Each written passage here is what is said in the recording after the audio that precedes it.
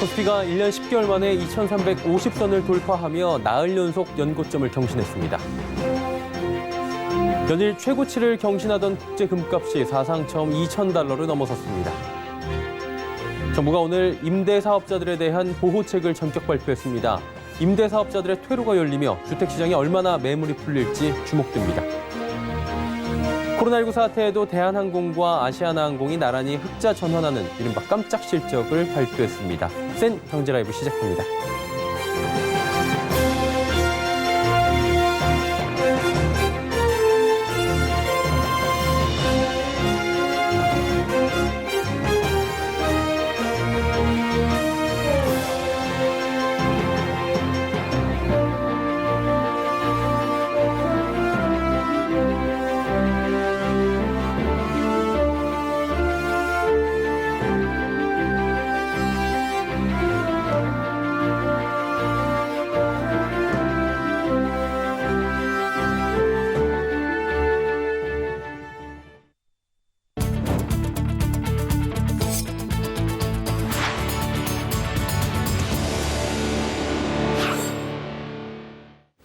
시청자 여러분 안녕하십니까? 센 경제라이브 서정덕입니다.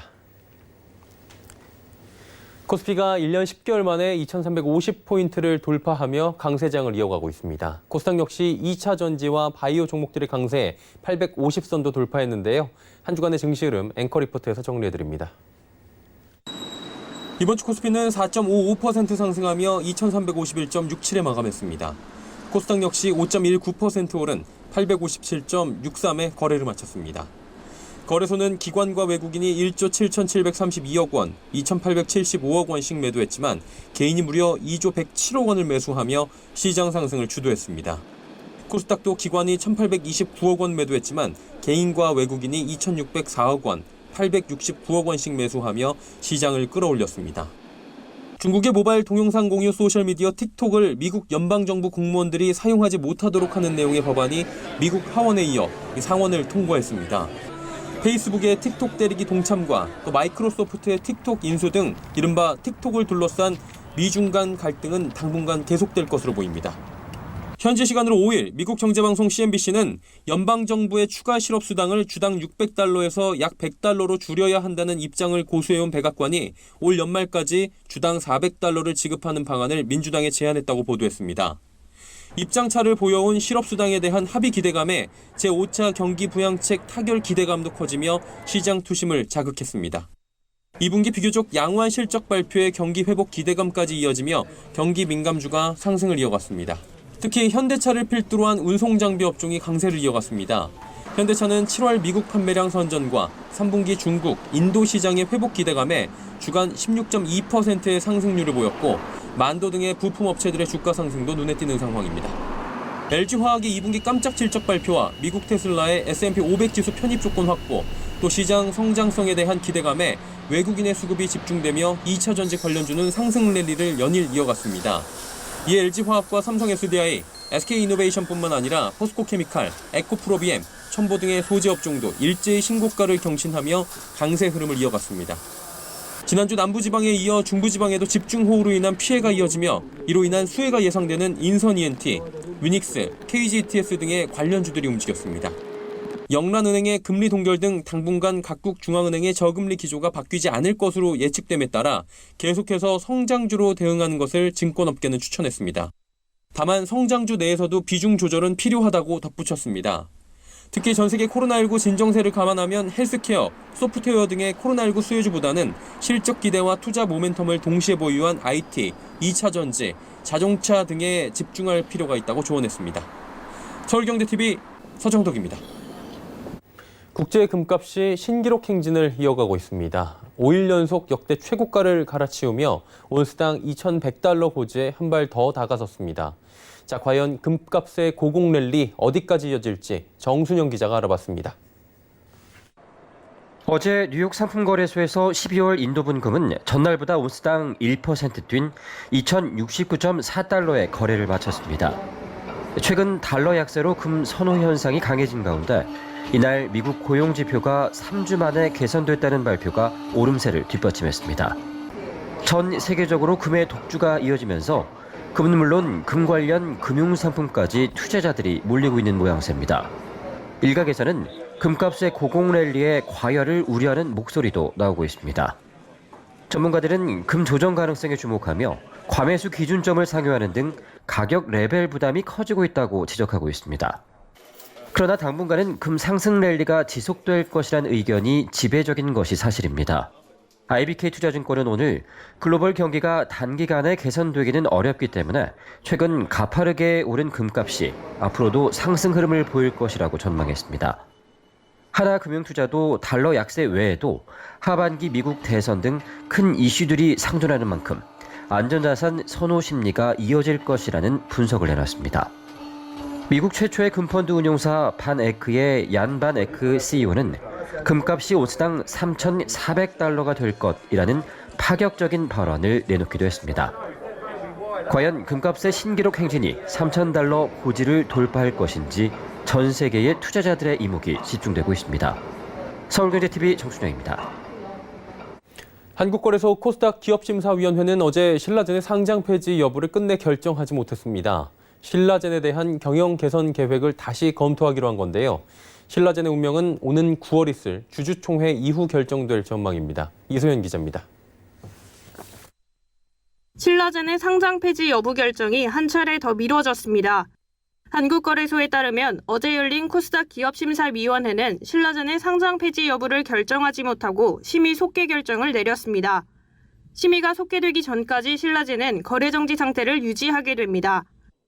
기심위는 신라젠이 지난 10일 제출한 경영 개선 계획서 등을 추가 검토하겠다는 방침입니다. 특히 신라젠의 주주총회가 다음 달로 예정된 만큼 주총 결과에 관심을 두고 있는 것으로 전해졌습니다. 앞서 지난 7월 말 신라젠 측은 오는 9월 7일 주총을 열고 정관 일부 개정과 이사 선임 등 안건을 처리한다고 공시한 바 있습니다. 이에 따라 이번 주총에서는 주상은 신라젠 부사장과 이권희 신라젠 전무가 사내이사로 선임될 예정입니다. 이들은 주총을 통해 사내이사에 선임된 이후 이사회를 거쳐 공동 대표이사로 부임할 전망입니다.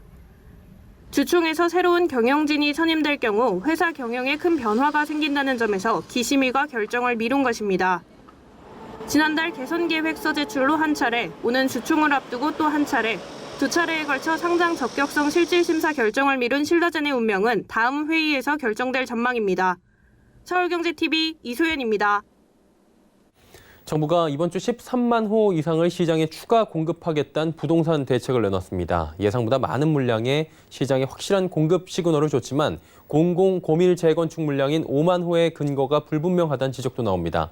8사 공급 대책 어떻게 하면 효과를 거둘 수 있을까요? 지혜진 기자가 전해드립니다. 시장에서는 8사 공급 대책을 두고 평가가 엇갈립니다. 우선 13만 호가량을 추가로 공급하기로 한 데에 대해 시장에 확실한 공급 시그널을 줬다는 평가입니다. 유의미한 물량을 확보한 만큼 중장기적으로 집값 안정에 도움이 될 거라는 겁니다. 다만 이번에 발표한 물량이 실현 가능한지에 대해선 의견이 엇갈립니다. 가장 많은 지적을 받는 것은 공공고밀 재건축입니다. 정부는 서울에서 아직 사업 시행 인가를 받지 않은 93개 사업장, 약 26만 호 가운데 20%를 공공 재건축에 참여하도록 하겠다며 5만 호를 추가했습니다.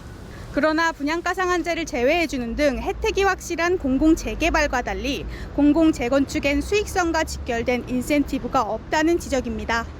사업성 좋은 강남권 조합은 물론 강북권역 재건축 조합도 참여할지 미지수라는 겁니다. 또 시장에서는 기대했던 재건축 규제 완화가 정책에 포함되지 않아 실망하는 분위기입니다.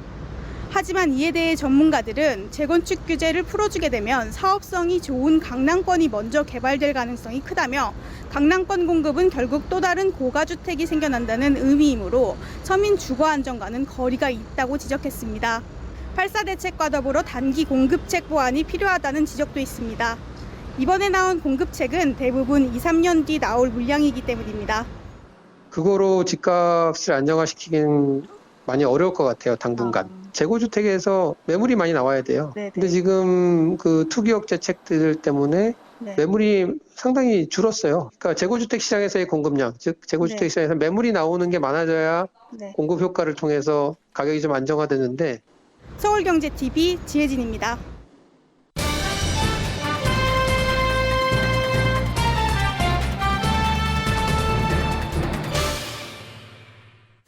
정부가 오늘 임대사업자들에 대한 보호책인 민간임대주택특별법 개정에 따른 임대주택 세제 지원 보완 조치를 적격 발표했습니다.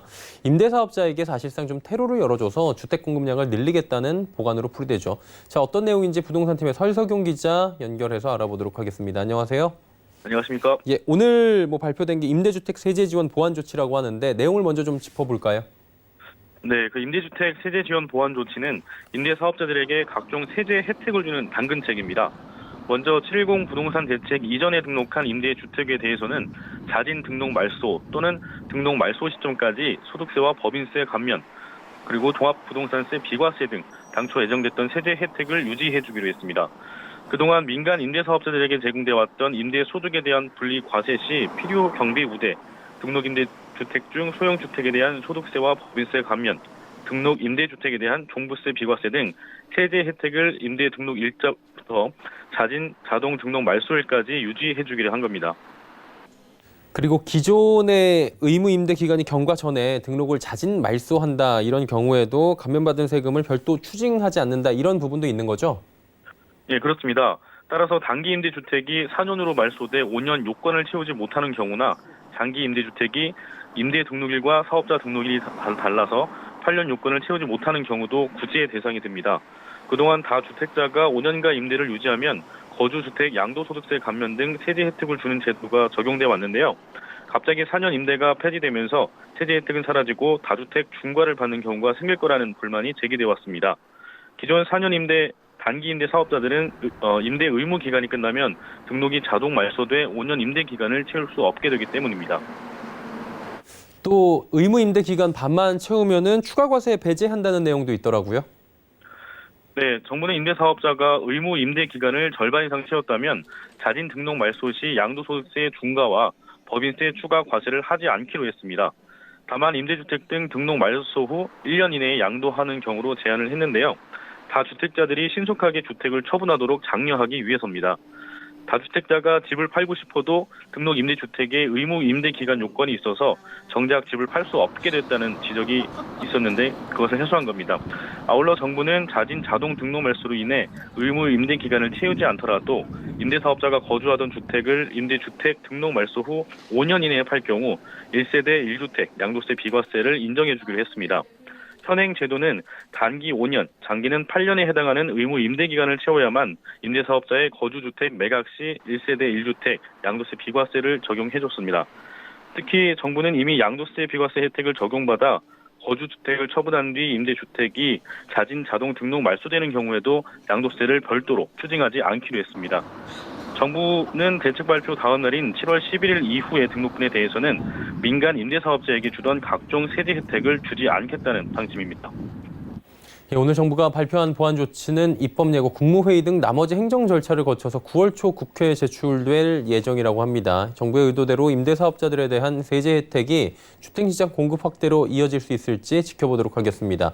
부동산팀의 설석용 기자와 함께했습니다. 고맙습니다. 감사합니다.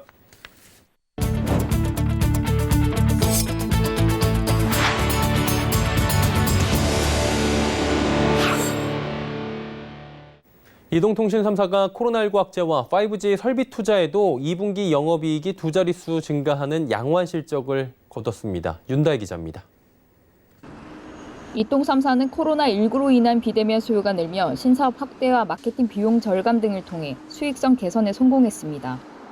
이통 3사 중 큰 성장률을 보인 곳은 LG유플러스입니다. LG유플러스는 올 2분기 영업이익이 2,397억 원으로 전년 동기 대비 무려 59.2% 증가했습니다. 매출액은 전년 동기 대비 5.1% 늘어난 3조 2,726억 원, 순이익도 52.9% 증가한 1,506억 원으로 시장 전망치를 크게 상회했습니다. 특히 IPTV와 초고속 인터넷의 가입자 성장, 인터넷 고객 확대 등으로 스마트 홈 수익이 전년 동기 대비 10.5% 성장한 4,946억 원을 달성했습니다. SK텔레콤은 같은 기간 매출액 4조 6,028억 원, 영업이익 3,595억 원, 순이익 4,322억 원의 실적을 기록했습니다. 매출과 영업이익은 전년 동기 대비 각각 3.7%, 11.4% 증가했습니다. 당기순이익은 SK하이닉스 지분법 이익 영향 등으로 66.8% 늘어났습니다. SK텔레콤은 비대면에 특화된 신사업을 성장 동력으로 실적 증가를 이끌어냈습니다. 특히 미디어 사업은 지속적인 IPTV 가입자 성장과 지난 4월 30일 완료된 티브로드 합병 영향에 힘입어 전년 대비 16.2% 증가한 9,184억 원의 매출을 기록했습니다. KT는 올 2분기 매출액이 5조 8,765억 원으로 이통 3사 가운데 가장 높지만 전년 동기 대비 3.6% 줄었습니다. 코로나19 영향으로 단말 수익이 줄고 일부 그룹사 매출이 감소했기 때문입니다. 영업이익은 3,418억 원으로 지난해 2분기보다 18.6% 늘어났고 순이익은 2,076억 원으로 전년 동기 대비 2.7% 증가했습니다. KT의 인공지능 디지털 트랜스포메이션 사업 매출은 전년 동기 대비 16% 상승해 KT 주요 사업 중 가장 높은 성장률을 보였습니다. 이통사들은 설비 투자 집행에도 총력을 기울였습니다. 상반기 누적 투자액은 SK텔레콤 1조 2,244억 원, LG유플러스 1조 원, KT는 9,673억 원입니다. 이통사들은 하반기에도 지하철 등 음영구역을 중심으로 5G 커버리지를 확대하고 비대면 사업을 강화할 계획입니다. 서울경제TV 윤다입니다. 코로나19 사태에도 대한항공과 아시아나항공이 나란히 흑자 전환하는 깜짝 실적을 발표했습니다. 아시아나항공은 오늘 별도 기준 2분기 매출액이 8,186억 원, 영업이익 1,151억 원이라고 발표했습니다. 매출은 전년 동기 대비 45% 줄었지만 영업이익과 당기순이익은 모두 흑자 전환에 성공했습니다. 전날 대한항공도 영업이익 1,485억 원, 당기순이익 1,624억 원으로 흑자 전환한 부분을 공시했습니다. 이는 여객기 운항 감소에 대응하기 위해 화물기 전세편을 적극 편성한 결과 화물 부문의 매출이 증가했기 때문으로 풀이됩니다. 다만 코로나19 장기화로 하반기 고전이 예상됨에 따라 두 항공사는 화물기의 가동률을 높이고 전세기 유치 등의 노력을 지속하겠다는 계획입니다. 이동통신 3사가 오늘 사전 예약을 시작하는 삼성전자 갤럭시 노트 20에 공시 지원금을 최대 24만 원 수준으로 책정했습니다. 이는 최대 24만 원 안팎이었던 갤럭시 S20 출시 당시 공시 지원금과 비슷한 규모로 모든 요금제에서 선택 약정 할인을 받는 것이 유리합니다. 이 통사별 차이는 크지 않은데 가장 공시 지원금이 많은 곳은 KT입니다. KT는 요금제별로 공시 지원금을 최소 8만 6천 원에서 24만 원으로 책정했습니다. LG유플러스는 요금제별로 8만 2천 원부터 22만 7천 원의 공시 지원금을, SK텔레콤은 8만 7천 원부터 17만 원의 공시 지원금을 예고했습니다. 최근 이통 3사가 5G 불법 보조금 관련 과징금 제재를 받은 지 얼마 되지 않았기 때문에 시장 전반적으로는 안정될 것으로 보입니다. 예고한 지원금은 변동될 수 있고 개통 시작일인 14일에 확정됩니다. 신협중앙회가 오는 10일부터 디지털 창구 시스템을 도입한다 밝혔습니다. 신협 디지털 창구는 종이 대신 태블릿 PC, 모니터를 이용하는 창구로 조합원 가입, 계좌 개설, 체크카드 발급 등 서비스가 모두 종이 없이 이루어지게 됩니다. 신협 측은 그동안 금융거래를 신청할 때 종이 서류에 최대 25번까지 서명해야 했다며 디지털 창구 시스템으로 중복 서명을 최소화해 편의성을 높이고 분실 우려는 낮췄다고 설명했습니다. 디지털 창구는 지난 6월부터 전국 13개 신협에서 시범 운영됐고 다음 달 말까지 전국 650곳으로 확대될 예정입니다. 편의점들이 정부의 재난지원금 효과에도 2분기 영업이익이 급감하며 코로나19 여파를 피해가진 못했습니다. 편의점 GS25의 2분기 매출은 1조 7,629억 원으로 전년 대비 0.3% 늘어났지만 영업이익은 702억 원으로 전년 대비 19% 줄어들었습니다. 편의점 CU 역시 2분기 매출 전년 대비 2.1% 늘어난 1조 5,491억 원을 기록했지만 영업이익은 전년 대비 27% 감소한 445억 원을 기록했습니다. CU는 1분기 영업이익도 전년 대비 29.7%가 줄어 2분기 연속 감소세를 이어갔습니다.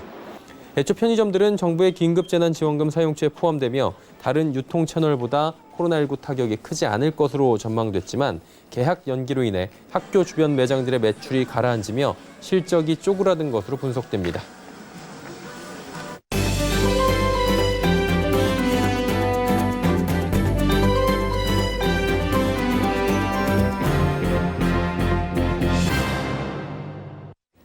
공적 마스크 판매처로 주목받은 공영 쇼핑이 지난달 개국 5주년을 맞이했습니다. 최창희 공영 쇼핑 대표는 출범 직후 어려운 상황을 극복하고 흑자 전환에 성공한 주역으로 꼽히고 있는데요. 흑자 전환의 주역 최창희 대표를 서청석 기자가 만나봤습니다. 어떻게 할 것이냐 공영 쇼핑은 최창희 대표가 취임한 이후 1년 만인 지난해 8월 흑자 전환한 이후 계속해서 흑자 행진을 이어가며 상승세를 타고 있습니다. 출범 직후 여러 가지 문제로 홍역을 치렀지만 최창희 대표는 흔들리지 않는 리더십으로 공영 쇼핑을 경영하며 공익을 위한 홈쇼핑이라는 정체성을 확립했습니다. 와서 제일 큰 문제가 뭐였냐면은 비즈니스 모델 자체가 이게 공익을 위한 것이지 수익성이 날 수 있는 구조가 전혀 아니었습니다. 그러니까 수수료도 낮고 20%. 그래서 송출 수수료는 뭐 경쟁 관계로 또 가야 되고 또 계속 올라가고 있고. 그러니까 비즈니스 모델 자체가 사실은 문제가 있었죠. 여기에 국내 중소기업 제품과 농축수산물만을 판매해야 되면서 타 홈쇼핑과의 경쟁력이 떨어지고 성급한 개국으로 전문 인력과 장비 설비 등이 부족해 많은 문제가 있었다는 설명입니다. 이런 문제를 해결하기 위해 최창희 대표는 가장 먼저 공용 홈쇼핑이라는 기존 이름을 공용 쇼핑으로 바꾸며 공적 역할을 강조했습니다. 중소기업과 소상공인의 판로를 개척하고 고객에게는 품질 좋고 저렴한 제품을 판매하겠다는 구체적인 목표를 만든 겁니다. 7개 그 홈쇼핑 중에서 맹꽁지죠. 그러니까 이걸 극복할 수 있는 방법은 민영이라는 그런 홈쇼핑에 탈출하는 거였어요. 그래서 7분의 1이 아니라 공영이라는 프레임을 다시 짜가지고 우리가 1위가 되어야 되겠다. 공영은 하나뿐이다. 거기서부터 시작했죠. 그러니까 공영 쇼핑은 독립운동가 캠페인, 3.1절 이벤트 등을 지속적으로 진행해 새로운 정체성을 확립해 나갔고 경영 방식에도 변경을 주며 데이터 기반, 수평적 조직 문화 등 도입으로 2019년 8월 처음으로 흑자를 내기 시작했습니다. 경영 정상화, 공익을 위한 공용 쇼핑의 노력은 결국 코로나19 사태 속에서 공적 마스크 판매처 선정이라는 결실로 이어졌습니다. 그런 공적 역할을 쭉 쌓아왔기 때문에 기회가 왔죠. 2020년 2월에 저희로서는 사실은 좋은 기회지만 사실은 뭐 국민으로서는 그렇게 좋은 건 아니지만 코로나를 맞아서 공적 마스크 역할을, 공적 마스크 판매 역할을 할 적당한 회사로, 적당한 쇼핑 회사로 저희가 이렇게 선택이 되게 될 수밖에 없었던 거죠. 마스크 대란으로 국민들의 불안감이 정점일 때 공영 쇼핑은 2달여간 공적 마스크 200만 장을 공급했고 공영 쇼핑의 존재감을 대중에 각인했습니다. 올라간 인지도를 바탕으로 6월 중순부터 40일간 식약처 인증 마스크 1000만 장을 판매하며 공적 마스크와 인증 마스크 1200만 장을 판매했습니다. 그러면서도 이윤 제로, 마스크 판매 5대 원칙 등을 고수했습니다. 공적 마스크 판매처 지정으로 150만의 고객이 늘어난 공용 쇼핑은 지난해 8월 흑자 전환 후 지금까지 계속해서 흑자 행진을 이어가고 있고 2020년은 매출 1조를 목표로 하고 있습니다.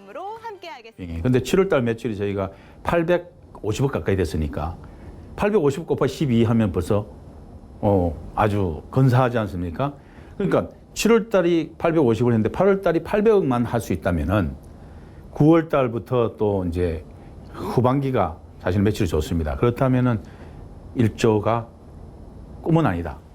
꿈은 이루어진다고 생각하죠. 매출 1조 원 기반을 만들어 올해를 흑자 원년의 해로 만들겠다는 최창희 대표는 자신의 퇴임 이후에도 공용 쇼핑이 발전하기 위해서는 모바일 라이브 커머스로의 전환이 필요하다고 설명했습니다.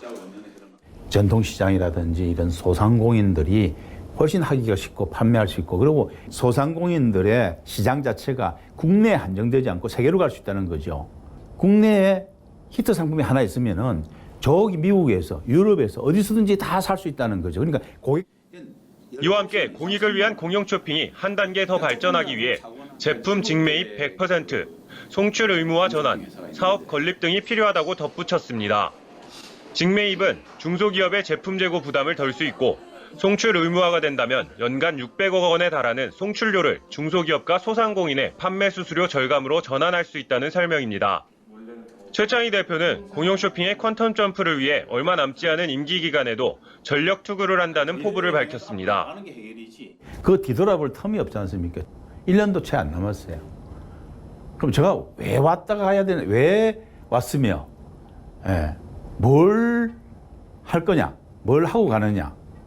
그래서 중요하지 않습니까? 근데 물론 내가 꼭 반드시 다 해야 되는 건 아니지만 일단 밑거름은 만들어둬야 된다. 1조라는 이 반석에는 올려놔야 된다.